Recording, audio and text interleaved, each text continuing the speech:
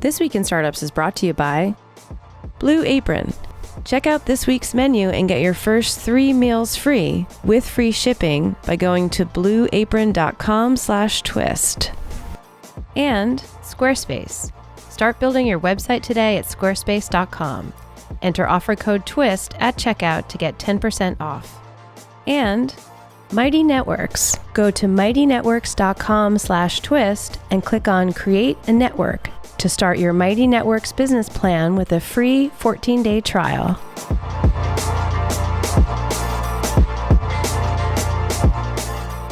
Hey everybody, welcome to another episode of This Week in Startups. This is the show where we talk about, you guessed it, startups, the companies that are trying to innovate and trying to change the world just a little bit, trying to move the human species forward. Now, one of the things you've been reading about and hearing about incessantly, if you're in the technology space, or even if you just read the general publications out there, the fake news like the New York Times and Wall Street Journal, if you read that kind of fake news in the Washington Post, I'm joking, of course. If you read the news, you know artificial intelligence, machine learning, and something called bots are starting to get a lot of buzz. And when you have a category like artificial intelligence and bots start to get a little bit of buzz, all the founders out there who maybe they've sold a company, as is the case with our guest today, they start looking and saying, hey, maybe there's something over there. And what happens is groups of great entrepreneurs see that a trend is coming. And they usually see it coming from, 2 or 3 years away. Google buys a company, somebody does a research project, something happens at MIT or at Stanford or Harvard or somewhere, and some technology starts to make progress. In the case of artificial intelligence, we've been watching for decades now as Deep Blue wins Jeopardy and beats Kasparov and other chess masters. They win Jeopardy, they win at chess, and then lo and behold, Google wins at Go, one of the most complex and hardest games you ever could. And almost universally, when I talk to people about the advances in narrow AI and artificial intelligence and general artificial intelligence, which we'll get into the difference between those two things, people are saying it's moving faster than even they anticipated. Most people thought the Go championship would take a decade. It took 10 months. They think poker, Texas Hold'em poker, which involves bluffing and partial information, that would take another decade. All of these things have happened much faster than we anticipated. Rob May, you, of course, founded Backupify. I think it's maybe your third or fourth time on this program. I was an investor in your first company, Backupify. Yep. I believe it was your first company. Was there a company before that, maybe? It was my first venture-backed company. First venture-backed company. And I think we were your first or second angel investment too, right? You were very early, the first 5 for sure. And we met. Backupify, of course, got sold. We did okay there. And now you had another idea for Talla. Yep. You told me you had an idea. I said, okay, where is in the check? You said, do you want to know what the idea is? I said, I'll send the check, then you tell me the idea. Yeah. Because I like to bet in founders. And you're one of my favorite. Tell me the original idea for Talla and tell us what the big announcement today is. Yeah, so after... And welcome back.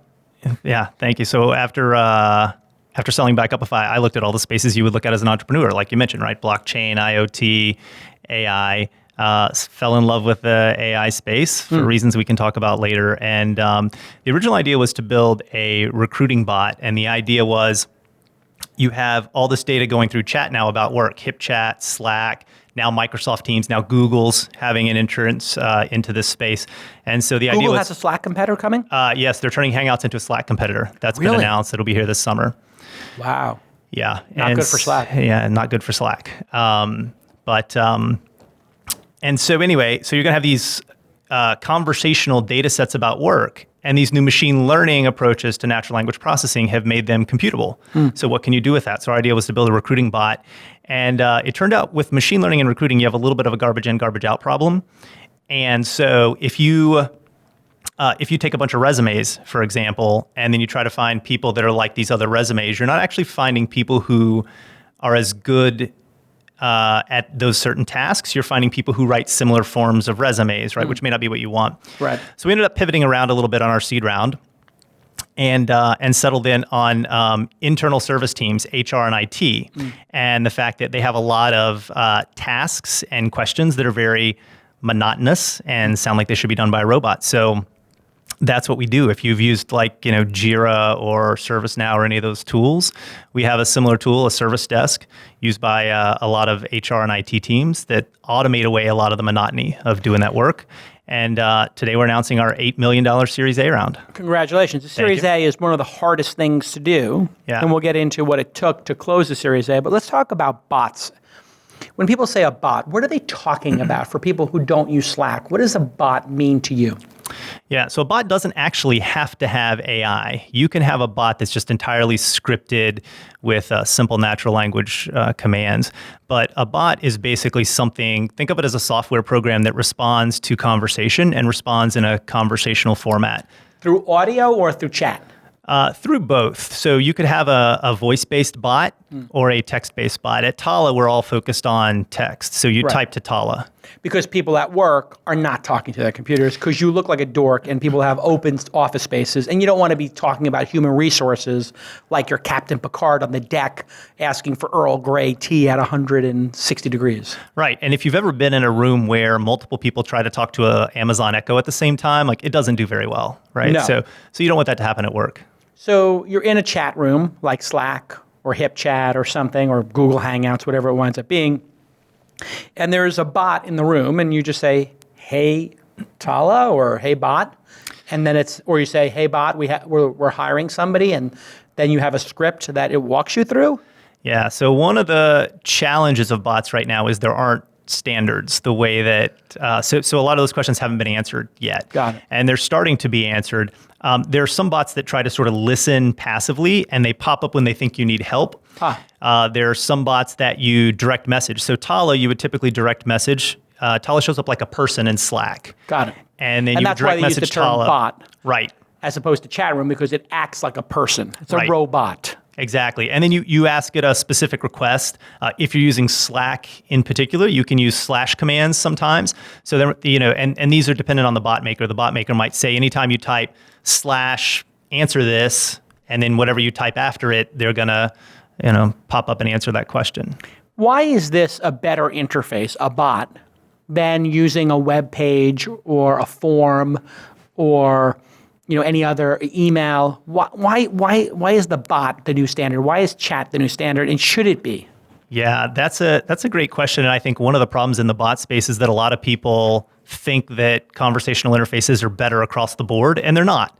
I mean, you can think about you and I could have a conversation and we might be struggling to sort of connect on the concept. And I might say, all right, Jason, let me draw it out, right? And I'll stop and draw on a whiteboard. Sure. So even for humans, language has its limits. I think what you find out with bots is a couple of things. Number one, for certain types of announcements, we've become very desensitized to email. So you see people use Talla for things like open enrollment announcements. So Talla, so the bot might go in and direct message people so that, with reminders, and you set that up once and you don't have to keep doing it. They miss the emails, right? They're desensitized to that. So I'm one of 1,000 employees at a company. It's open enrollment time. I have to pick Blue Cross, Blue Shield, Aetna, whatever. And it just messages 1,000 people and says, it's open enrollment. Do you want Aetna? Do you want Blue Shield? Or other?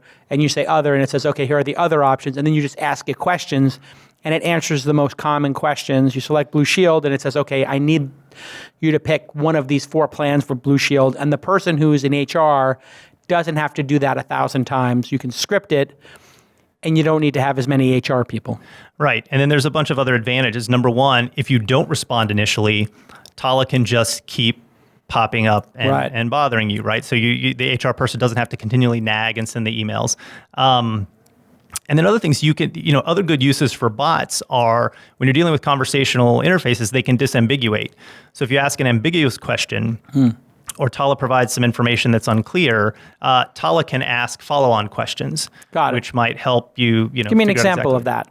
So one of the things I can demo in a bit is that if you ask Talla a question that Talla doesn't know the answer to, Talla can come up and say, hey, did you mean one of these specific things? Yeah, let's try that. Let's pull up Talla, Talla, Talla. What does it mean? It's just an interesting word you came up with? You got the domain name, or let me tell you what's does it mean something? changed. So when I started this company in 2015, the biggest thing that had changed since 2009 when I started Backupify, you cannot get a good domain name, right? So I spent just 2 days looking up words because you wanted to be short, brandable, wanted to build an enterprise company, so I wanted it to sound like something, but not anything that was out there. Right. And so it was a domain that It's worked. a made-up word. No, it's actually a Spanish word, Talla. And it means size. So I tell people that it's because I wanted to build a big company, but right. Got it. I like it. So let's pull up your computer here, and we'll sportscast for people who are listening along. I see that you have brought up a web page with Talla, and you have a Talla personality or user on your Slack here. And so before I do this, let me explain one thing to you about machine learning models. They are probabilistic. So sometimes it's actually hard to figure out which questions Talla will respond in which way to. Right. It's one of the interesting things that we can talk about when you're selling AI systems, right? You're going to put them out there in the field, and it's unclear what they're going to be doing for some use cases a year after you deploy them because they're learning and changing over time, right? So sometimes when I try to demo this case where it's like, hey, here's something Talla partially knows, it won't always work, but I'll show you. I'm sure my team's getting really nervous that I'm doing this live on the production system. So maximize that screen for a second. Yeah, hit that green button. Let's make it big, and then maybe you can hit pound or command ++ to make it bigger so people who are watching on a YouTube video or on Wistia can see it a little easier. Okay, here we go. So it says, Talla, I'm here to help you answer questions like, how do I reset my password, or what is our policy on pets in the office? Yeah, so the easiest way to show one of these interim examples is to do something that's not formatted very well, right? So if I say something like, who does our health insurance, right? That's kind of a incomplete, grammatically incorrect question. Yeah, because it could be who, it could be... See, Talla knows that. So it could also be which person in the company does it, right? Like Joe or Susan or HR or whatever. So let's try that. Who do I talk to about health insurance? But when you asked it, who does our health insurance, it answered Blue Cross Blue Shield, and it said helpful or not helpful. Right. So that's a little piece of machine learning feedback, right? Is that helpful or not? Let's see if I can force it to not understand something. Okay, so here's an example, right? So Talla didn't recognize this question. Which is? Who do I talk to about health insurance benefits? Got it. And so Talla came back with a couple of different answers, and I can say here, answer 4 is who should I contact regarding our health insurance? So I'll click that. And again, machine learning feedback now maps those two questions together from a probability perspective so that Talla has a higher confidence next time. Got it. And that's the machine learning aspect of Talla. Right. And so when people say machine learning, the machine is learning based on previous interactions or engagements. Yes, exactly. And in this engagement, you said, who do I talk to about health benefits?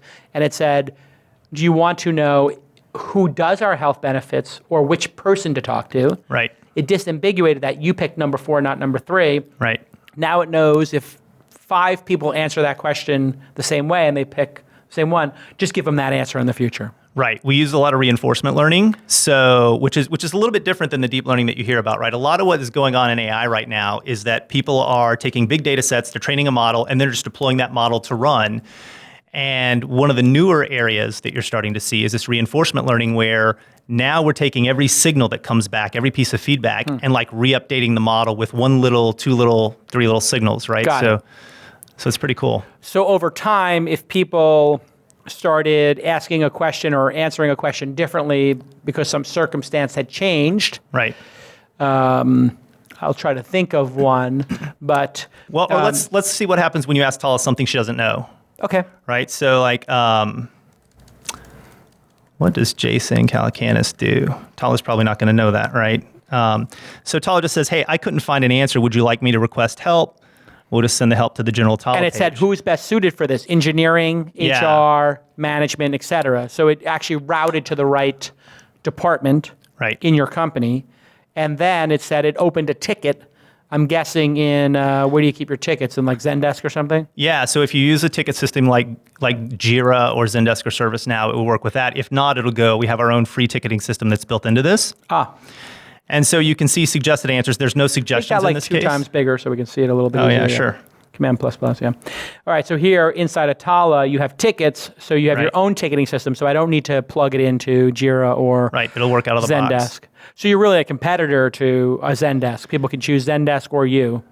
Yeah, although we see a lot of people work with both, right? Got Because we're longer term, we're a layer on top of all that stuff. But for a lot, because so little of this infrastructure exists, you have to go vertical with an application first. Got right? it. And you're 100% focused on inside of an organization, their HR and communication with employees. Yeah, and we're doing that for two reasons. Number one, your tolerance with external facing things, these chatbots that do customer support, much lower, right? Like you have to be 99.8% good or whatever. Right. And the handoff experience is terrible if you have to go to a human. Now you take a use case like this when you're asking a question internally, most big companies might have an SLA of 4 hours, 6 hours, 24 hours to get back to you. Service level agreement. Service level agreement, right? So if you're an Basically employee, how long it takes to get back to a person. right, with a request or my laptop doesn't work or I have a question. And so the issue here is the employee now gets instantaneous answers for the things that Talla knows. And for the things Talla doesn't know, it just defaults to whatever process you had pre-Talla. Got it. And now what we've seen is within 30 to 60 days of deployment at a company, you can automate away 50 to 60% of the common tasks and questions. So if you're a big company, I mean, that's a lot. That's millions of dollars a year. So if you have 1,000 employees and Yeah. they each have, 2 or 3 questions a month, I would say the average employee has 2 questions a month for HR. I don't know, 1. Did you study that when you started the company? We didn't. We look at them in aggregate, and what you see is basically for the number of employees. So a company that has 10,000 employees probably gets 5,000 questions a month. So it's probably a half. Okay, so every other person has a question a month. You have 6 Yeah. questions a year. Some of those questions might be minor. Do we have dental benefits? Other ones might be complex. Do our dental benefits, how many teeth cleanings do our dental benefits include per year? Right. Right? So this will, now the people who are training this in HR, and when you bring it into a company, Yeah. when we get back from this commercial break, what I want to talk to you about is you're really at the center of one of the most controversial aspects in society today, which is this is going to eliminate jobs. And you're selling into the HR department a tool that will eliminate the number of people necessary in the HR department. And I want to address, do you sell it to the CEO or the president of the company to eliminate the HR department? Or is the HR department realize this is going to kill their jobs? Or is there some other answer to how you sell in a product that is eating the jobs of the people who bought the product when we get back on This Week in Startups? I am in love with Blue Apron. Yes, every Monday, Tuesday, we get that nice big box of Blue Apron ingredients and we start cooking. We just did the burgers and they were delicious on the 4th of July.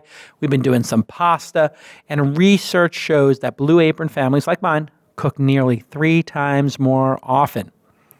Not all ingredients are created equal, you know this. But with Blue Apron, you get fresh, high-quality ingredients, and that makes a big difference, and it's important to know where your food comes from. That's one of the things I love about Blue Apron. It's convenient, it's easy, of course, and it's affordable at only $10 a person per meal. But everything is pre-portioned, so when you're really trying to get that recipe correct, you're not going to sit there with a bunch of measuring cups. You're just going to open, drop it in, boom, bing, bang, boom, it's done. Tons of variety, it's super flexible, and it's easy to do. We have the recipe cards. Blue Apron has that freshness guarantee, so every single ingredient arrives ready to cook. And if there's any problem, they just make it right. And we haven't had one problem. I literally have done dozens of meals, and it's absolutely delicious. It's absolutely fun to do. From pasta to General Tso's chicken to the hamburgers were delicious. I couldn't believe the burgers were so good. I was like, burgers, really? Blue Apron burgers? I was a little skeptical, I gotta be honest. Then we cooked them. It was one of the most delicious hamburgers I've ever had. The buns specifically were great buns. And that's the thing about Blue Apron. They're thinking about every single ingredient, and they're thinking, hey, we want you to become a regular. If you want repeatability as a company, as we always talk about here on This Week in Startups, you gotta have great engagement, you gotta have a high NPS score, and I gotta tell you, everybody I talk to who's into Blue Apron, they love it. They just keep ordering and ordering like me. So go check out this week's menu and get your first 3 meals free. What? That's right. Your first 3 meals are free with free shipping by going to blueapron.com/twist. blueapron.com/twist. blueapron.com/TWIST. You're going to love how good it feels, it tastes, and it's so much fun to create home-cooked meals. And so simple. It really, they start you on second base. Everything is set up. Boom, you just bring it right home. Blue Apron, it's the better way to cook. All right, let's get back to this amazing episode. Hey, everybody, welcome back to This Week in Startups. My guest is Rob May, the CEO and founder of Talla, Talla.com. You can follow him on the Twitter. He's Rob May, Robmay. He was the co-founder and CEO of Backupify, which I invested in. He's also does some angel investing on the side. Yes. Which I told him, do as I say, not as I do. Yes. One job is all you should have. Yeah. Unless you're me, in which case I have 5 jobs. But for you, no angel investing. Just focus on this company and the value for shareholders. Yes. But I also do one other thing. You write Inside AI newsletter, Yes. Technically Sentient, which we partnered on. Yes. If people don't get that, sign up for, go to inside.com and you'll see Technically Sentient or Inside AI. I don't know Yeah, if I think it's fully rebranded now. fully as Inside rebranded AI. now. Yeah. And that newsletter, when you started it, you had 500 people on it or something, 1,000 people? Yeah, I had 1,000 people when We partnered you on it. partnered, and now it's almost 16 or 17,000. It's up to 16, 17,000. Yeah. Amazing. So this is why I really wanted to do this with you. Yeah. I was like, if we can find people who are credible on a subject and then convince them to partner with us, I think we can bring the next 10,000. Like you probably on your own would have gotten to 2 or 3. Right. But not 17. Would have taken much longer. Well, we have 200,000 people on the list. Right. So when we email the 200,000, if 5% say they're interested in the topic now, boom, we get every list of 10,000. We just launched Inside Bitcoin. Yeah. And I think in the first week, it got to 8,000 people. Right. When I started Inside.com as an email newsletter company, I went to all these people to buy newsletters. I was like, screw it. I got a little bit of cashish. I got a little money over here. I'll just buy a couple of newsletters. And I was like, how many people do you have on your podcasting newsletter or this newsletter? 500. I was like, oh, because we have 1,000 people pre-registered for the podcasting one for when we launch. We don't need your 500. It was like literally... but that email newsletter that you do once a week, how has that impacted Talla as a content marketing device, do you think? Has it actually resulted in leads? It has. Really? So it's helped in a couple of ways, right? I mean, it helps me. So yeah, it's helped in hiring. It's helped brand Talla, and it's helped brand me as somebody who's like serious about the space. So here's the interesting thing about selling into IT. If you're going to sell into IT markets, one of the things that you have to know is the last thing they want to do is rip out software a year or two later. So they're sometimes skeptical about startups because they feel like, I don't want to deploy this product, and then a year later I got to pull it out and do something else, right? Yeah, when that company goes under, they can't raise their next round of funding. Exactly. So this is a market where raising a lot of money matters, having a track record matters, because people want to bet on winners and they want to bet on the market leader. And so that's why we've tried to take that stance. And so the newsletter helps with that, but it also keeps me apprised because of the research that I do to write it on what else is going on in the ecosystem. What direction should Talla go? How are companies really buying and deploying AI? Keeps you sharp. Yeah. How many hours a week does that take for you? Because you do it on the weekends. I do it on the weekends. So it's normally just 2 to 3 hours to put the newsletter together because I read so much other AI that I just drop in the links during the week as I'm reading. Sure. So in a way, it's like your way of taking what you would have done anyway, crystallizing your thoughts and becoming a thought leader. Exactly. Because now the CEO of Talla has the largest AI and machine learning email newsletter in the world. Right. Think about that. Yeah. That's pretty cool. And people forget, I always encourage people to write a lot, regardless of where you are in your career, because a lot of people believe that there are good writers and bad writers. No, there's people that write a lot and people that don't. And the way you get to become a better writer is you write a lot of stuff.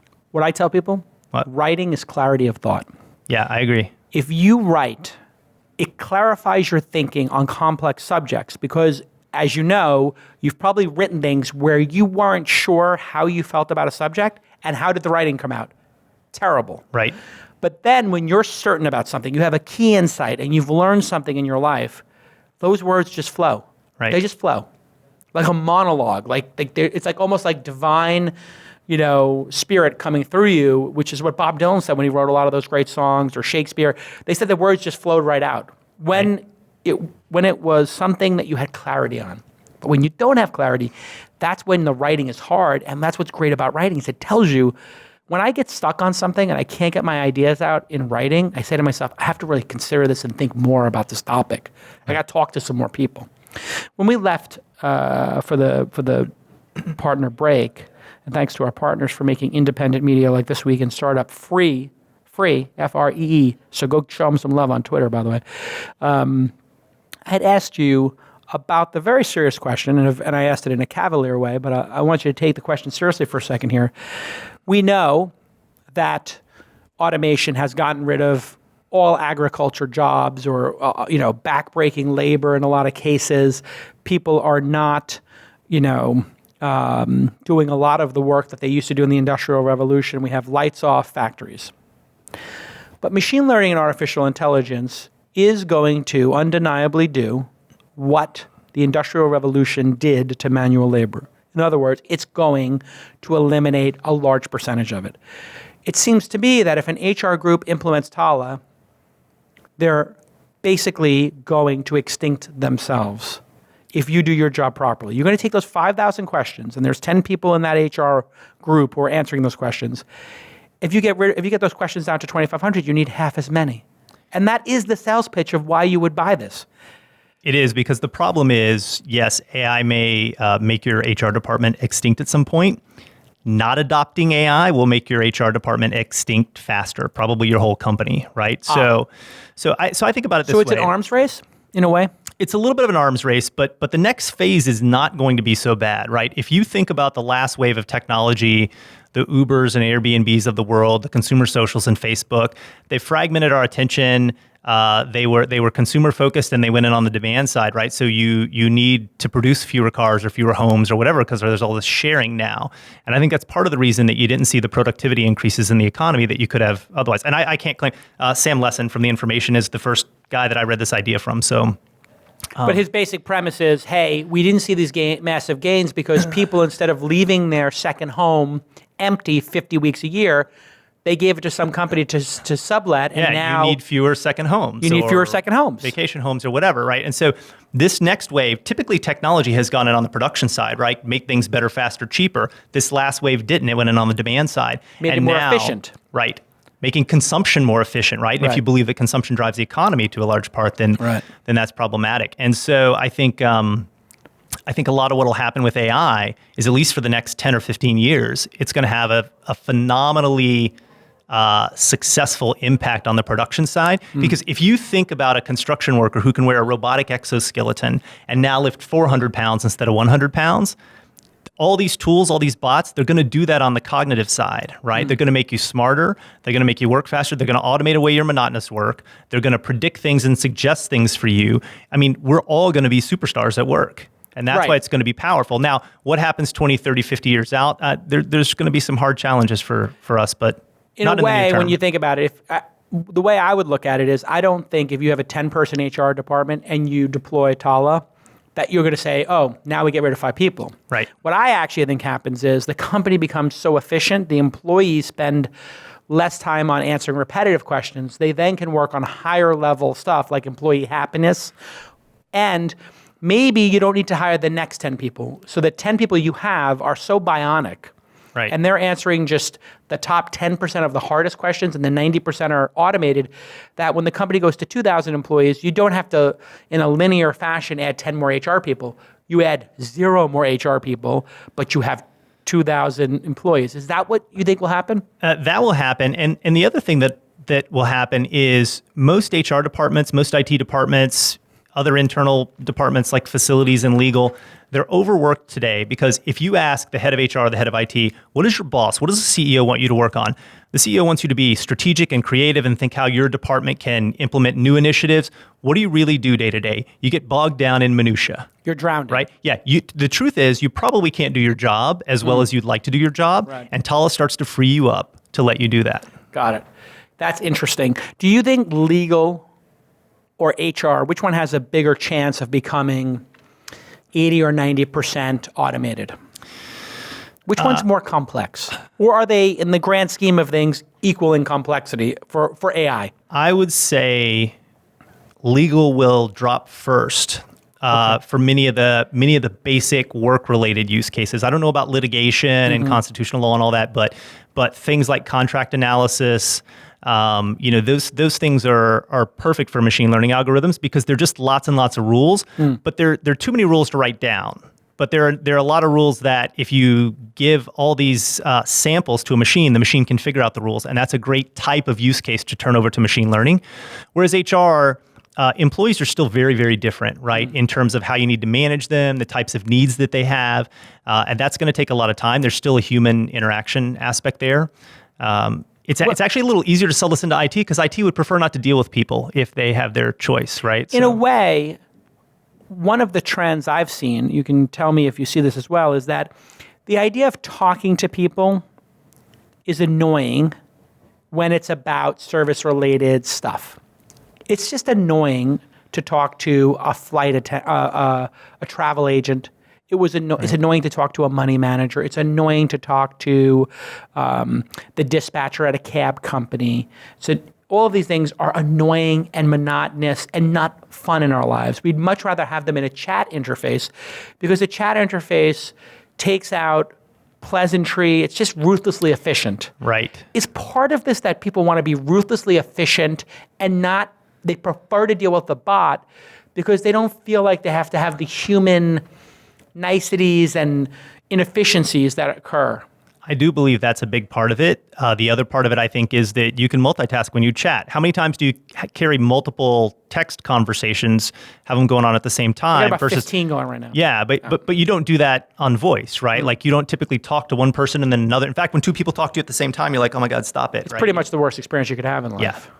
All right, when we get back from commercial break, I want to keep pulling this string of automation, and I want to get your thoughts on Google and their role in all of this because they have bought a lot of technology in this space. And who is going to win ultimately in AI? Is this going to become a winner takes all, or is this going to be a verticalized approach? Or do we simply not know? Is it too soon to tell when we get back on This Week in Startups? Hey, everybody, let me take a moment to tell you about the awesome Squarespace. I use Squarespace all the time. I think I've created a half dozen websites this year alone. Launch Angel Summit, Founder.University, Angel.University.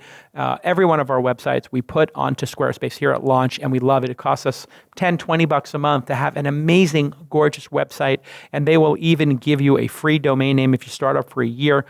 So start your free trial today. No credit card is required. You get a free domain name if you sign up for a year. And if you decide to sign up for Squarespace after the trial, use the promo code TWIST and you will get 10% off your first purchase. You will have a professionally designed website. You can pick from all these amazing, beautiful templates, and it works everywhere, on mobile, on your desktop, on a wide monitor, on a small monitor, on an iPad, on an iPhone, Android. It doesn't matter what you're using. It will look beautiful. State-of-the-art tech, secure and stable. It can withstand massive amounts of traffic when you go viral, and it's trusted by millions, including some of the most respected brands in the world. I am a huge fan of Squarespace. Thank you to Squarespace, and make sure you use that promo code TWIST. And if you want to come to Founder.University, please apply. We're doing a female founder university, I think on July 7th. Is that right, Jackie? July 7th? 10th and 11th, I'm sorry. 10th and 11th, we're doing the first female founder university. We've had over 200 people apply. We were going to have 25 people in the room. We're going to try to set the room up for 35 or 50 this time. And then any of the other women who applied that we can fit, we're going to put into a virtual stream and let them ask questions. It's absolutely free. And we were able to set this website up in just, in minutes, let's say. And we were able to make it look gorgeous in like an hour. And I don't need to have technical people anymore doing it. So we do it with our in-house creative and our content staff, not by hiring expensive developers. Thanks to my friends at Squarespace. Okay. Hey, everybody, welcome back to This Week in Startups. My guest is Rob May. You can sign up for his newsletter, Technically Sentient Inside AI at inside.com. You can go follow Talla on the Twitter, TALLAINC, and you can visit Talla at talla.com. If you run an HR department with, 3, 4, 5 people, is this a good starting point? Yeah, or an IT department. Or an IT department, and you want to start playing with this. Is it available to the public yet, or is it just private beta? Yeah, no, it's available to the public. We have paying customers, a lot of people using it. So how do you price a product like this that will eliminate the need to add many more humans to the process? How do you value the saving of answering 2,000 questions a month for a company? Yeah. Or have Boy, you not figured out how to price it yet? we haven't figured it out yet. So we do a lot of different things, right? My general startup philosophy is this. If you're selling into the enterprise, at first, with your first 20 customers, you just want to make it super easy for them to buy. You want it to be a no-brainer. You want to just get them to give you $1, whatever it is, right? More money. And start to... Do you believe they should give money so they take it seriously? Or do you believe in free trials? I think, depending on the product, I think free trials might be okay. Even for an enterprise product? Even for an enterprise product, right? Depending on these things. Not for something big. For something big, so what you're going to see in really big, companies, 5,000, 10,000, 100,000 employees, they're not going to start a free trial anyway, unless it's a team-based thing. If it's a company-wide thing, they're going to call you, they're going to have a demo, they might ask you to fill out an RFP. Process. They have a process, yeah. They're not going to attach anything to their corporate data sets without... They're not interested in free. Right. If it's free, they would not respect it. Exactly. Now, if it's a team, i.e. a department, so you've got your little team inside of a big company, they might love free because they can not ask their boss to use it. They can just get Yammer was, I guess, the first to just start using it. Right. And so that's a lot of what you have to think about is your go-to-market strategy for an enterprise product. Is it tops down, big sale? Because if so, you've got to have a price point that accommodates that and a process that accommodates that, right? Your investors have to understand, okay, from the time we talk to somebody to the time they buy, 6 months will be fast, right? 9 or 12 will be more normal. Right. Or is it a little team thing where 5 people are going to adopt it for free or for $29 a month and we're going to build up from there? And a lot of it depends on who's going to be using it, how powerful is it, what else do you need to connect to, who needs, if it's something that's going to touch security and sensitive information, you probably have to go tops down. So what are you doing? You're doing free or you're doing paid trials? Yeah, so we're doing free trials right now. How do you price it? What's your plan? Yeah, so we have a team plan that's only $59 a month. And the reason we did that is because for those people that are unsure about AI and conversational interfaces and all this, it's a very cheap way to just get in and try it on your team and decide. $59 a month? Yeah, and decide if you want to roll it out to the company. Now, if you want to buy an enterprise plan, which includes, data retention policies and administrative controls and all the things that they need, it's $5 per user per month is the list price. For everybody in the organization. Yeah. So if I've got 1,000-person organization in the example we're using, it would be $5,000 a month, $60,000 a year, but the average HR person is probably making a little bit more than that all in, maybe $75K all in. Yeah. So with their benefits. So you're basically, for just the price of one HR person, able to make every HR person 30% more efficient. Right. And don't lose the fact that if an employee who is waiting on an answer about their benefits or about their laptop or about to reset their password or whatever, gets that answer immediately instead of back to work. Waiting 2 hours. Yes. So you're increasing productivity on both sides. Also, one of the things that people will stay at a company or leave a company based upon is how they're treated by the HR department. If you have a non-responsive HR department or they make you pull teeth to get your benefits, people might leave a company based on that. There's a lot of people with families and who have the HR department is a big part because we connected health benefits to employment, which historically might have been a mistake. Yes, this could have been a huge mistake as a society. Might be much better for this to just be something the state takes care of, like public education. Be that as it may, we've made a whole generation of people who are not customers of health. They don't care what they spend on health. It doesn't. Right. It's all opaque. It's been, they've been distanced from what all this stuff costs. But people will leave a company based on the HR department sucking or the HR, and they'll join a company if the HR is good. Right. It could be an advantage. Yeah. I mean, if you look at what HR departments need to do to retain top talent in this day and age, you really have to invest in learning and development of your employees, right? Mm. Constant training, constant career path supervision, and all that kind of stuff. And it's very frustrating if you're an employee and it's hard to even find out, what's your copay or something like that. So before we left for the second break, I was talking to you about Google's role in all of this. They have all the data in the world, and they bought this company, DeepMind, which was so far ahead of everybody. Is Google hopelessly or just definitively so far ahead of every other technology company that nobody will be able to catch up with them? Or do you believe that we're in the age of verticalized AI and that because you focus on HR so deliberately, it'll be impossible conversely for them, once you have a foothold in 1,000 HR departments, to try to break you free and to crack that space? So the state of AI today is such that I think you have to deploy full stack solutions for the most part, right? It's too early to build broad-based platforms and some of that stuff. And so what that means is you have to have end-to-end knowledge of the customer and the customer experience. So I think there's a lot of things like IT and HR that Google could definitely go do. But I mean, they could build a smart CRM. They could build a smart marketing platform. They'd be very well positioned with all their AdWords data, right? But at the same time, they don't know a lot about selling marketing automation, and that still matters. Like, you still have to go do that, right? So I think still need to have an enterprise sales team come in and convince the HR team, as we discussed, to do it. And Google just sells off-the-shelf IT stuff. Right. You take Google apps as is, off the shelf, or you don't. Right. There's no customization or meeting with the IT department, is there? Yeah, exactly. And so I don't think they're going to, I don't think most enterprise software categories, I actually think they're going to be won by a new wave of competitors. Like Salesforce is definitely ahead of the curve in thinking about AI. Oracle's doing some stuff now, and SAP's doing some stuff, but they seem like they were late to the game, at least on their public announcements that I've seen. Yeah. So I think there's a lot of opportunity for startups to go in and disrupt all kinds of categories of enterprise software.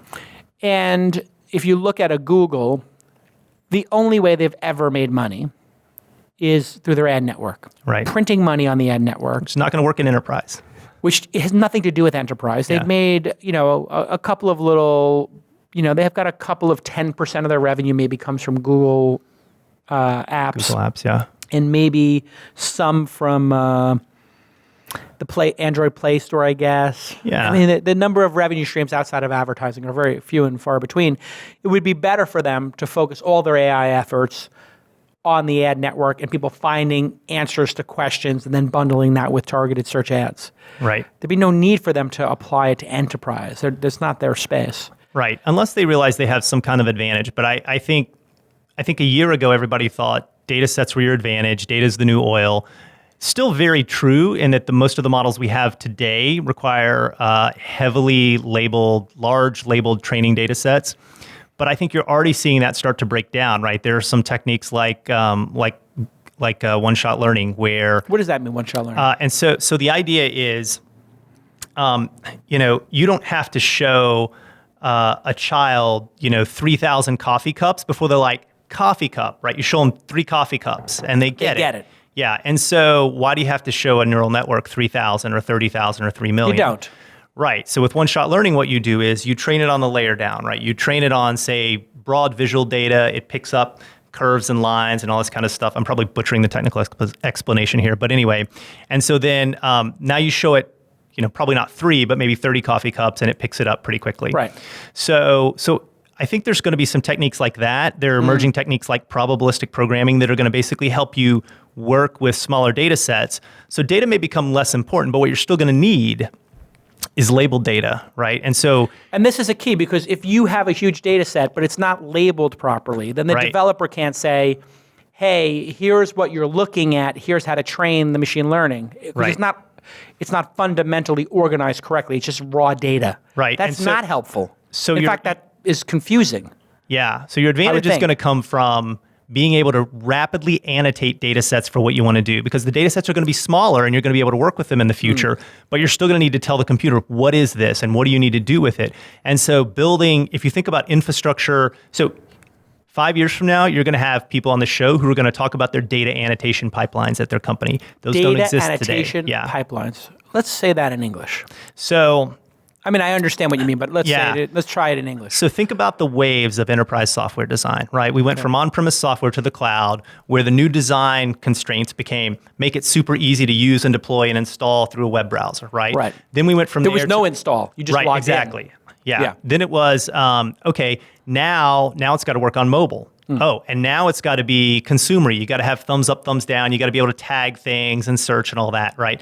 So the next wave of enterprise design is going to be, how do you design an interface such that the work that employees do allows you to train machine learning models? How do you catch lots of little things employees are doing and use those things to train models? And so your data annotation pipeline is what's going to sit behind that, right? Which is all your stuff that takes things and labels it, right? And then double checks the labels. So maybe some of your data scientists check on this stuff automatically, and there's a process to say, that's labeled correctly, use it to train the model. That's going to be cool. So people are going to watch these Q&As go by in some stream, And somebody who works in HR, instead of interfacing with an individual employee, will just watch the questions go by, and they can be a second level of verification. So the same way the employee gets to thumbs up or thumbs down in Slack or HipChat or whatever, Google Hangouts, what they thought of the answer, when there's a thumbs down, that person can just sit there with all the thumbs down and say, oh, this is the obvious answer, and do a controlled data set, result and say, yeah, this came up 3 times. It obviously, when people say, am I good to go? What they mean is, is there anything else I have to do? And that's what am I good to go means. Sure. And let me give you another example, right? So let's say you have a wiki at work, right? And the worst thing about wikis is they rot. And so if you don't keep them up to date, people stop using them, and then the whole problem exacerbates and it becomes useless. It's like a decrepit city. So what if I was going to say, let me build a bot that comes every day and tells you the 1% of your wiki, the one page on your wiki most likely to be out of date, so you can proactively fix it? You don't have a signal. What would you use? The only thing you could use would be maybe the date the page was created. Now, let's say you have a workflow. So this is one of the things Talla can do. You have an IT workflow where if you ask a question like, how do I set up a VPN, right? How do I log into this system? How do I add an administrator to this thing, right? If you get an answer back that you don't think is correct, you tell Talla why. You didn't really match my question. This is out of date, et cetera, et cetera. So now users, as part of their normal workflows and interface, are clicking these this is out of date button. Now you're gathering a data set to identify what kind of information is likely to go out of date at what kind of intervals. Right. Now you can train a model. It wasn't even possible before. Right. So that's where conversational interfaces, and that's what I mean by data annotation pipelines, are really going to be helpful in the future.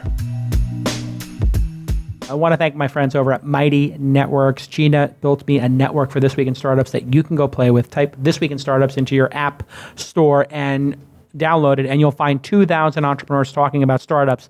It's a really amazing network, and we could even charge people to be members of the network. It's free right now, but we may do that in the future and then hire somebody to be the community manager for it. And it really helps you organize your group, see statistics, and do polls. It's kind of like your own little social network just for yourself, and it really has helped us because we have 150,000 people who download every episode. Now we have the 1% of those people, just over 1%, hanging out every day talking about startups. So it's transforming our business in just the first 2 months of using it.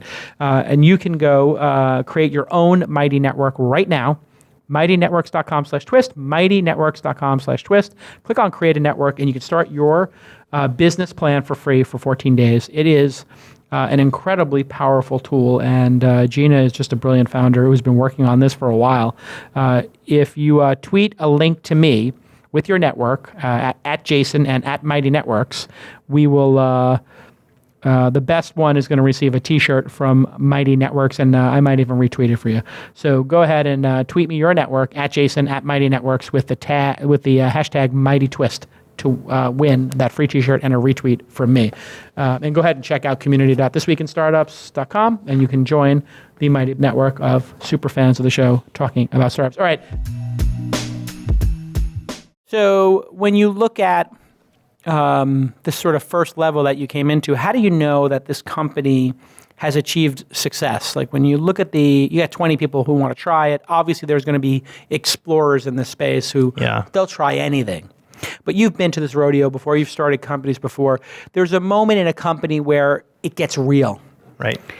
What is that moment for Talla when you know, like, hey, because I understand. I remember what it was for Backupify because it was a consumer-based product, and there were some enterprise people who just started to like have 1,000 people using Backupify, and it was like that was the aha moment, I believe. Right. When you could actually make an enterprise sale, that one enterprise sale equaled the entire year of consumer sales. It's a pretty good aha moment. I love enterprise software. Right. What is the aha moment here? You know you're going to get people to trial it, but for me as the investor in your company, I'm like, I know based on your reputation and your ability to sell, you'll get people to trial it. How do you know that this is going to be a lasting, meaningful company? What are you looking for as the founder? Yeah, that's a really good question. So there's a couple different things, right? You do have to be very concerned in early markets, particularly when you're dealing with new, interesting technology that everybody wants to come in and get a demo because it's cool. It's AI, right? Like, let's see what it's all about. We try to weed them out by pushing hard on payment faster, right? The other thing, so when I started Backupify, Dharmesh Shah from HubSpot gave me some really good advice, right? Dharmesh said, look, push your product out there, even before it's ready. People are going to pay you money. They're going to ask for their money back because of things they don't like about the product. But it's going to be super, super painful, but that is the best signal you can get about what to fix. I want a refund because of this, right? So the people who are the most upset that demand, I paid for a first class flight and the Wi-Fi didn't work. Yeah. I want my ticket back. Yeah. I want a free ticket. That is the signal that led JetBlue, I bet, to make Mint, and I think JetBlue bought their own high-speed internet. Yeah. At some point, somebody inside of JetBlue realized we're not an airline. It's not just about moving people. It's about moving people productively and making the moving across the country productive for people. I don't know if you take this JetBlue Mint service. Yeah. Are you addicted to this too?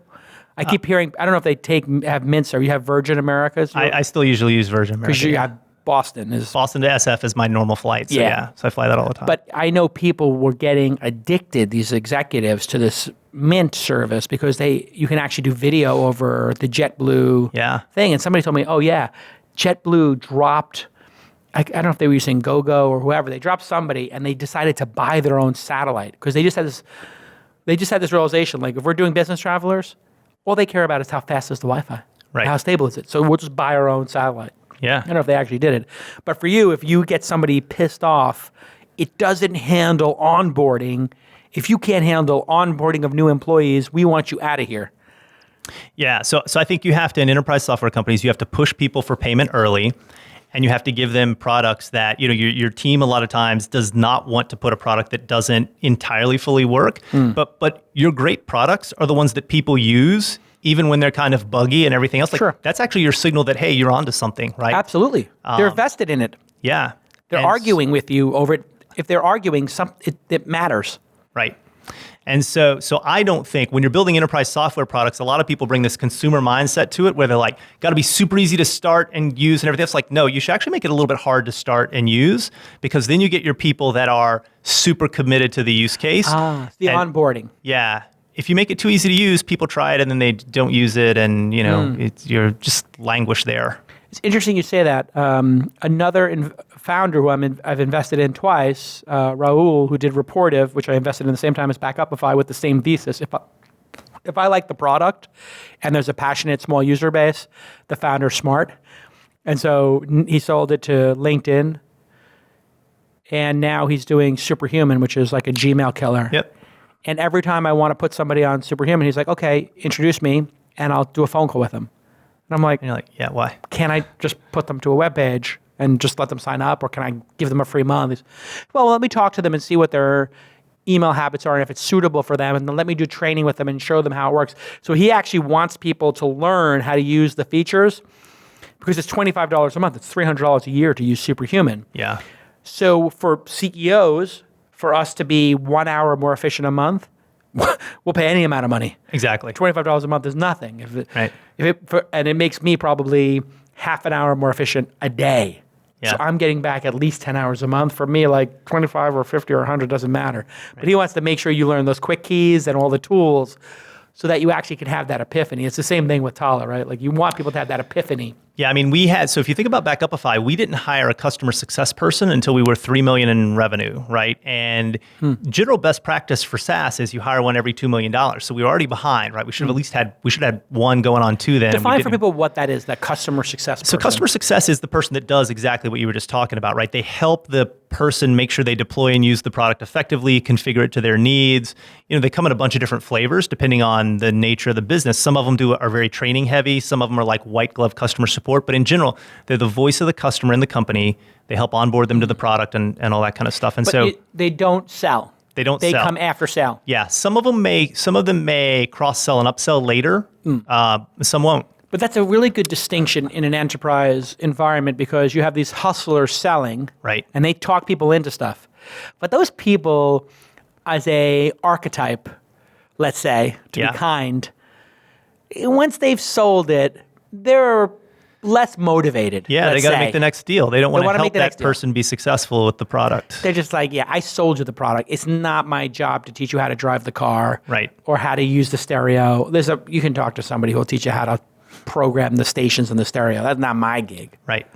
And so that's what customer success does. And as soon as we got ready to sell, I hired somebody this time for Talla to start doing that. How long does it take you to onboard people? Because now, after having a couple of dozen people use it, are the most common questions obvious now to you? And do you just have them fill out, spend a week filling out answers to the most common questions? Yeah, so we do whatever it takes right now because we're in that phase, right? So we do there's sort of 3 deployment methods, right? One is for some customers, we say, look, here's the top 50 questions. Go put in these answers and we'll load them in and Talla will do that day one. For others, we just say, sometimes for bigger companies, give us all your documents and we'll turn them into FAQs and put them into Talla. We're working on the technology to be able to automatically ingest Confluence and Google Docs and all that. So that'll be here soon. And then some people just use it out of the box and you just do one question at a time, right? And initially Talla knows nothing. You ask it one question, that gets routed to a human.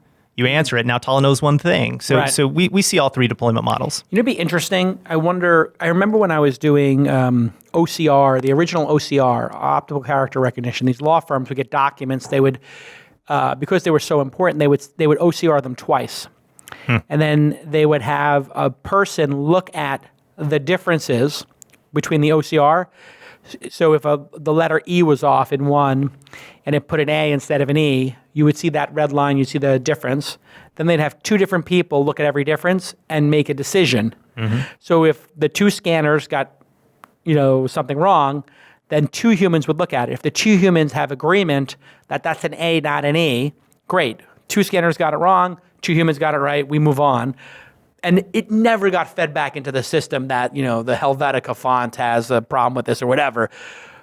But in your case, having 3 HR people all answer the same questions, write their version of the response, if it's not already an FAQ, and then see which one people rate the best would be an interesting thing. Yeah. Has anybody done something like that where you just give people free reign to answer it 3 different ways, and then you give them a 1 to 10 rating, how much did this answer your question, or 1 to 5, and actually learn stylistically? Because voice matters, right? We're in a chat interface here. How does style and approach, enter into play? Yeah. So we've been focused, our natural language processing technology right now is focused on sort of paraphrasing, or in the academic term would be sentence similarity. And the reason is because there are a lot of things, if I want to ask, how do I recover a deleted Word document and how do I find a lost file? I'm pretty much asking the same thing and I want the same answer, and I didn't use any of the same words, right? And so that's a very hard thing to detect. And there are a shocking number of ways to say something very simple. Language is very versatile. So a lot of our technology has been focused there. We are moving into the thing that you're talking about, though, which is now, so what we do is we take the broad input of 120 different ways you could say something down to, it means this, generate this answer, right? The next step is to take the answer and start to be able to branch it out and say, based on the fact that Jason asked this question, let's give him a slightly different answer, right? Maybe we'll throw some profanity in the answer for you or something like that. Yeah, exactly. East Coast filter. Are you able to tell, and does this matter, the tone or sentiment around employees? Because it seems to me that the HR department is often the early warning signal for the company as to the general positivity or tone of a company. And I would think the nature of the questions coming in, and you could even be proactive in just asking people, how's it going? If I was doing this, send them an email alert. You know how Twitter used to have an open-ending question, which is what's going on, or what's up? Yeah. Or what are you doing right now? I think it was, what are you doing now? Yeah. And you would answer that question. It was a great prompt. Have you thought about prompting people proactively? How's the company doing? How do you feel about your work? Much like 15.5, one of my investments that has a structured OKR and kind of I know approach. that model. Yeah. What do you think about pinging them just open-ended? Have people asked for that yet, or are people scared of that kind of open-endedness? So it varies customer to customer, right? They have different views on what they want to use bots for. So we have people that use Talla for very simple communications workflows, like, hey, there's lunch in the office now, right? Let's DM everybody. Pretty straightforward. And we have people use it for much more powerful, complicated stuff. We've actually done a lot of experiments about direct messaging people.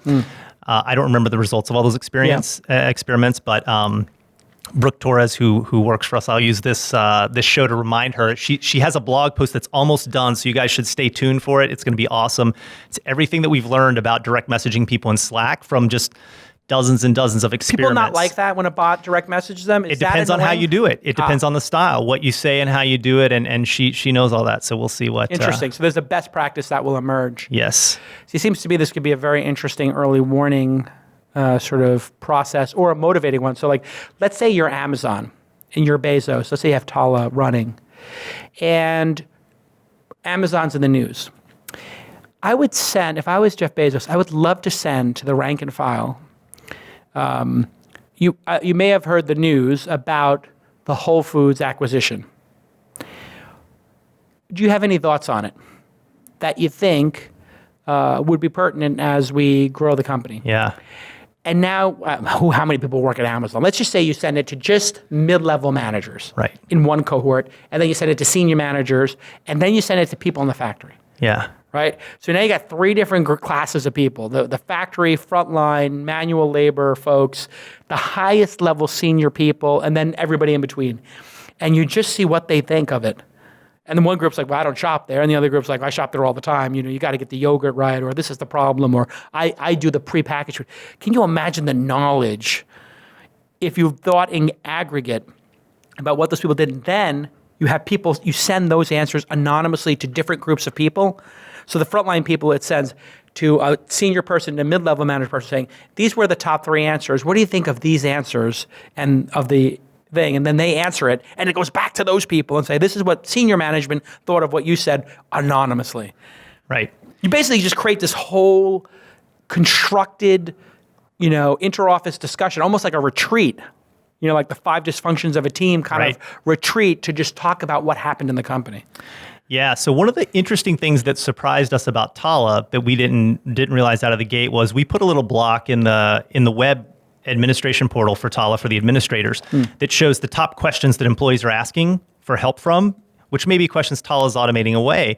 It still gives you a lot of insight, even though they're getting a lot of answers. Let's say everybody's asking the IT department, how do I get a new key card for access to the building, right? And it turns out that I tried to do this and it failed, right? It's like you're getting insight into like what's not working that we need to go fix. Right. And so people really love those like natural language analytics. And so I think that's going to be a big use case of bots down the road. What's the biggest installation right now? We have we have a pilot with a Fortune 50 company with 90,000 employees. Wow. They're actually using Microsoft Teams, not Slack. Got it. But it seems to be going well. We'll see. So when you have a 90,000 person deployment like that, they're going to go very slow. Before they invest $5 million a year in this or something. Yes, and they're going to break your product when they install it because you weren't prepared for that, but we recovered quickly. So oh, really? Because of the number of people they put on? Yeah. They put like 1,000 people on? Well, and just look, this whole chat ecosystem's new, right? Slack's not that old as a company. Microsoft Teams is very new. So there's a lot to learn. Is Microsoft Teams going to be a major threat to Slack in your mind? Like if that company that you're talking about, like a Fortune 50, if they have Microsoft, would they ever implement Slack? So the main thing that if they already have Office set up, they would never, right? So it depends. There are companies that we've seen both. We've seen companies on Microsoft Teams that love Slack and use it. Like if you're a Slack person and that's your personality, like you're going to do it. The thing that we've heard a lot of feedback from is that Slack is kind of priced pretty high. $7 a user per month, something like that? It's more than that. I think it's in the tens of dollars for enterprise and so when you have 10, 20, 50,000 employees, that's a pretty... Millions of dollars a year. Yeah, particularly when maybe you're paying, $5 to Google for email per month per seat, or 10 or 15 to Microsoft for email. Like it's... So I think that's where... they're in trouble. I mean, look, Slack's going to be successul. Right, but there is... But yeah, but the knives are out. Yeah, the knives are out. And, with Google coming in now and everything else, they're going to have to... You know what I would do? So if I was Stuart, I don't know Stuart at all, but I would become an Office Productivity Suite. I would build a calendar native into Slack. I'd build an inbox. I'd be a chat-first Office Productivity Suite. Yeah, he's got to build what they have and give it away for free, or they're going to... they're already including him for free. I had the exact idea, like the Zoho Office or something like that. Yeah. I would literally just take the team that he has, take a couple people and say, make us a basic word processor, make us a basic, calendar, make us a to-do list, and just go right down the list of productivity suites and take on Microsoft directly, which is probably we had Amazon. There was speculation over the weekend that Amazon, and my intel says this is legit. Yeah. I wouldn't say what my intel is, but I have my pokers in the fire, and so I think it's legit. Amazon's interest at $9 billion. Is that what Amazon's thinking in your mind? Would that make sense for Amazon to then take on Microsoft by having a full suite, and then their linchpin is? I mean, look, I don't know how much Amazon plays against like Staples and Office Max and selling work supplies. I bet it's a pretty significant number. And you can think you start to integrate all that stuff. I mean, we buy computers and monitors and desks and everything else from them sometimes. Like you can imagine integrating all that in your chat system and automating it and making it AI driven. Like, yeah, it'd be powerful. But I'll tell you this, I think, so if somebody ends up acquiring Slack and they don't raise it around, my guess is IBM. And here's why. IBM's heavy in AI, which is where Slack needs to go to differentiate and compete, right? Yep. IBM probably wants to get back into corporate messaging. They used to be with Lotus Notes, right? Which is very small now. I was a Lotus Notes programmer. Yes. Yeah. See, so now you're really dating yourself. And so so I'm sure they want to get back in that market. Right. And this would be the right time to do it. And they already have a relationship. Slack uses IBM Watson for some stuff. So there's a relationship there. So I think it's a logical. If you were the founder, just play founder, poker. You're making $1 billion. The company's, let's just say it's doubling or tripling revenue every year. I think it's probably doubling or tripling revenue. Let's just say 2.5 times revenue a year. So next year you're going to hit 2 or 3, 2.5, let's say. Yeah. So you have a pretty good confidence you're going to hit $2.5 billion next year. You're making $1 billion this year. They're on $1 billion run rate was the speculation. I can't confirm that. I'm not an investor. Yeah. So let's just say you could probably have an IPO with that kind of revenue for what? 10 times? If you're growing fast enough, yeah. So 10x the top line. So you got a $10 billion or $25 billion IPO possibility that you could file now. Or you could sell right now for $10 billion to IBM or Microsoft. What does Rob May do? How do you look at that? Yeah. Right now, $10 billion offer, and you could pick your suitor. It could be Microsoft, Google, IBM, or Amazon. Anybody will pay 10 for it. I think my theory is anybody will pay 10 for it. Once they find out one wants it, I think Frank Quattrone or whatever group right now, whoever's doing this banking for them, and I don't know who it is right now just telling everybody who wants to beat 9, and I guarantee they have 3 offers beating 9 right now. So it probably goes for 10 to 12. What does Rob May do? So at your station in life, you're doing okay. I know that. Yeah. So what would you do? Would you go for the IPO, or would you say, you know what, I own 30% of the company? Because I'm guessing Stuart owns 30%, 35%. Yeah. You just take your $3 billion, you're done. What do you do? What does Rob May do? So I would probably think about it, given what I know about Slack, which is very little at this point. I would think about it from the perspective of what do I want to go do, right? So I'd like to IPO Talla because I'd like to take a company on that path. Right. But you have to evaluate that against how reasonable is it, right? Like there are a lot of founders that you go to IPO something and like it's just not the market that you wanted, or competitive pressures come from places you didn't expect. So I would probably look not to sell and cash out, but to sell and go build under a larger umbrella from a stronger foundation, right? Is probably what I would do. Yeah. And I think that foundation depends. If you want to be AI first and foremost, I think you sell to Google, right? If you want to really build out your vision of a messaging suite, I think you sell to IBM or possibly Amazon. Okay. I think you got it right. You got the answer right. Yeah. There's no answer to the question. I'm being facetious. But the truth is, there are no sure bets. But I remember when Twitter had a lot of offers, I was like, you need to sell this thing because, everybody's going to be coming for it. And I thought selling it for $5 billion would have been a great deal. But the thing, even, as damaged as it is right now and sideways, is worth double or triple that to an acquirer. So once you get it public, the value then goes up. So if they could get it public, I think that now you're talking about a $20 billion acquisition. But Snapchat, I think Google was going to buy Snap for like 20, and now it's worth less. Yeah. And now if somebody was going to buy it, I don't know if they would want to even buy it for what it's worth in the market.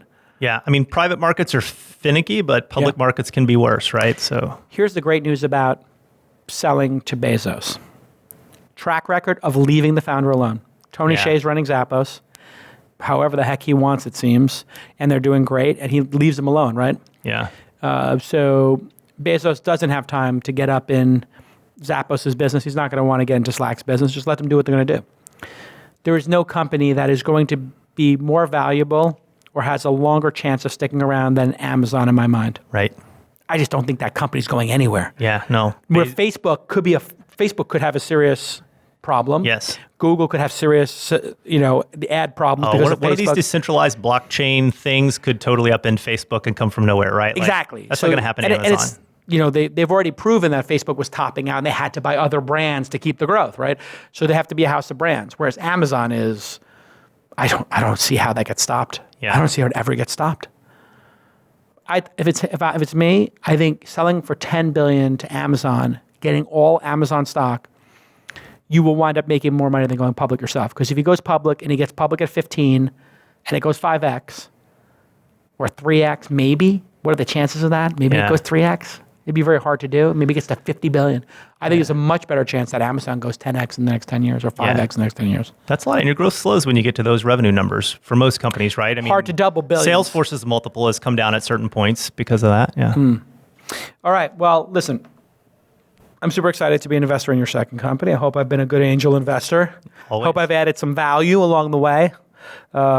If you are and I'm super excited. I always think the founders on their second or third companies, think about everything you learned at Backupify, all the mistakes or all the ups and downs, the things you look back on that you would have changed. Yeah. They're all front and center, right? Yeah.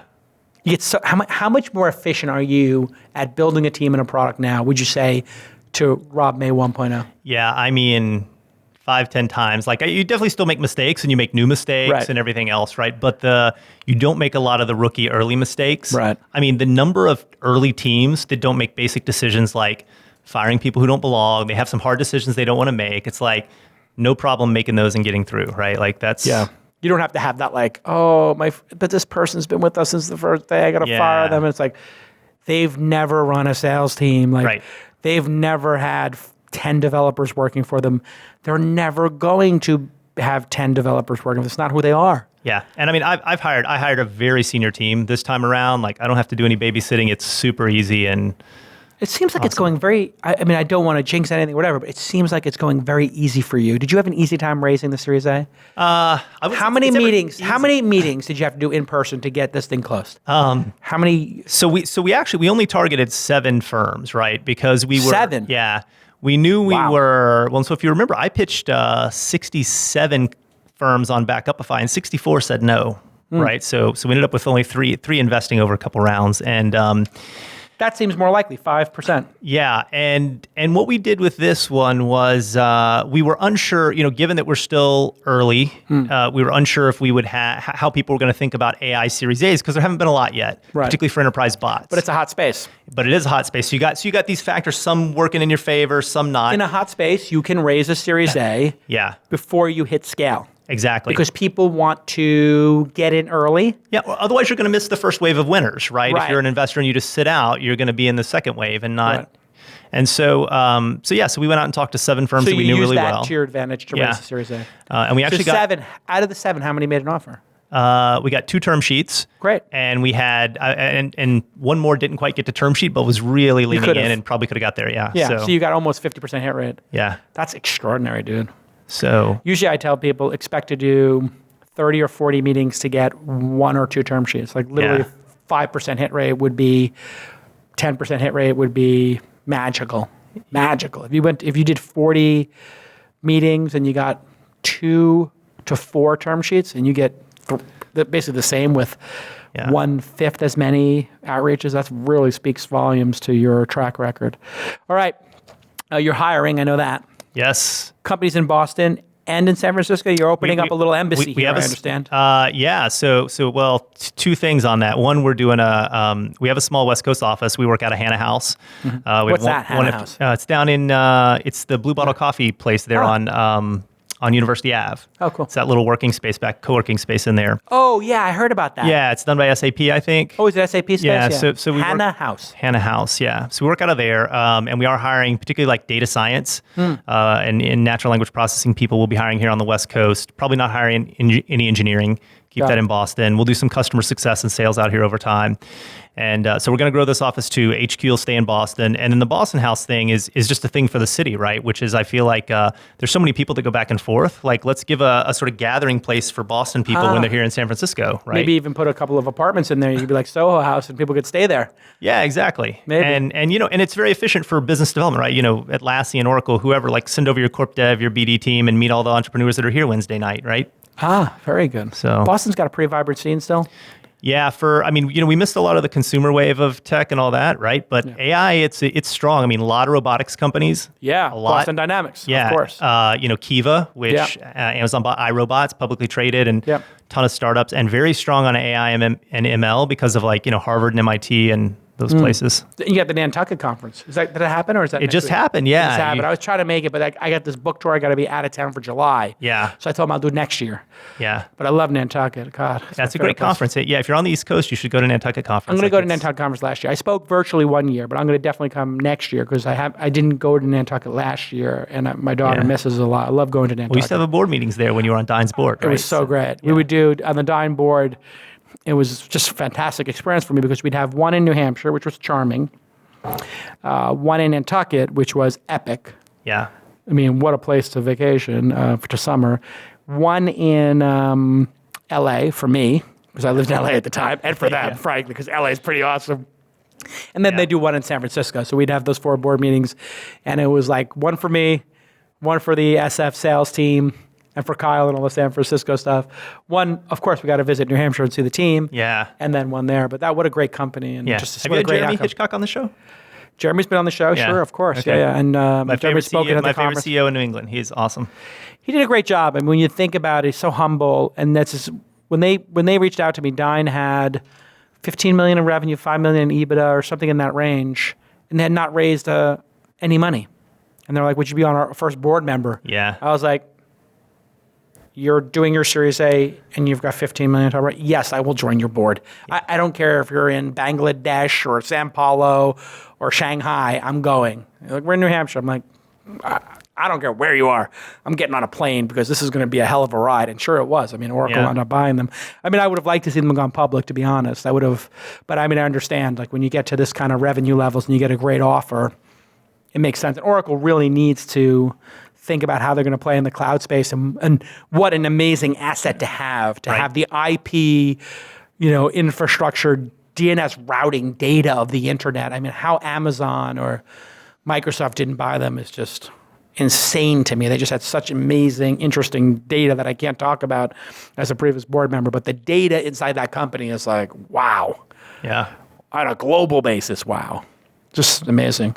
But I mean, because you're in Boston, you have it's easier for you to get talent because you're a Silicon Valley company in Boston, basically. Yeah, I mean, we're working on some of the coolest stuff. And the thing about it, well, like did you read the article where Automatic, right, shut down their San Francisco office? Right, they're like, it sucks here. Yeah, they had double the turnover here that they had everywhere else. And we don't have that problem. I mean, a normal tenure in Boston is 3, 4, 5 years, yeah. Yeah, here it's like 18 months, 2 years. Yeah. And a big part of it is not just people, I mean, of course, people will hop from company to company as opportunities happen. Yeah. But it's not just that.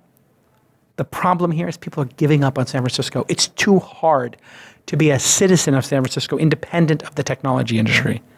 And it's going to require a unique level of leadership to fix this city. I'd vote for you, Jason. I'll just tell you that now. MayorJason.com. I have a domain name. Somebody's like, are you serious? I was like, I have a domain name. Yeah. Okay? I have a domain name, MayorJason.com. It's not set up, but I own it. And that's like $8 a month, $8 a year. So if anything was a signal of seriousness, it would be MayorJason.com. All right. Continued success. Thank you for allowing me to be on the ride with you again. And if you are an engineer, if you have talent, if you want to be part of a company that is going to do something meaningful in the world and pay off in a massive way financially, in my opinion, there is no better boss for you to have than Rob May. He's a tremendous leader, and this is going to be a tremendously important company, and your stock, in my opinion, is going to be worth a lot of money. Usually the first name at Talla.com is the name of the CEO. If you have a massive computer science degree and you care about AI and machine learning, Rob@Talla.com. Rob@Talla.com. Tell him Uncle Jason sent you, and go work for this company. You need salespeople too, or we do customer support? We've got a few, but yeah, salespeople and data science people are our main hires right now. There are very few opportunities to get on a rocket ship. This is a rocket ship. If you live in Boston or the area and you want to get on a rocket ship, Talla.com, Rob@Talla.com. Get on the rocket ship now. Thanks to Emmy Award-winning producer Jackie, director Jake doing a fine job there, Professor Professor Lightning for keeping the lights on, and Ashley and Jess in the back office, and Austin at inside.com, Julia and Troy keeping things growing. Thanks to the entire team here at Launch helping us support founders and inspire innovation and support founders like Rob May. Go work for Rob May. You'll learn a lot. Young people, talented people. All right, we'll see you next time on This Week in Startups. Bye-bye.